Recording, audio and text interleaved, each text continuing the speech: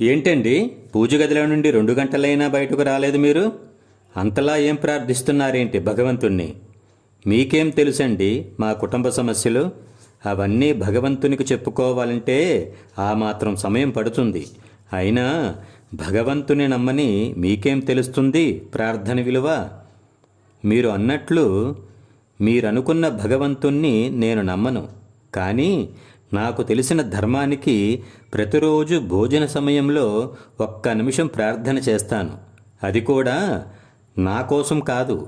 మరి ఏ రైతు కుటుంబం నుంచి నా పళ్ళెంలోనికి అన్నం వస్తుందో ఆ ఇంట ఆకలి అనే మాట కూడా రాకుండా చల్లగా చూడు అని. మరి మీ గురించి ఏమీ అడగరా? ఇంకా నా గురించి అడిగేదేంటండి? మనిషి జన్మ వచ్చింది. అవయవాలు మతిస్థిమితం బాగున్నాయి.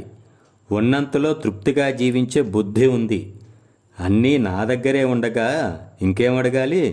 జై హింద్.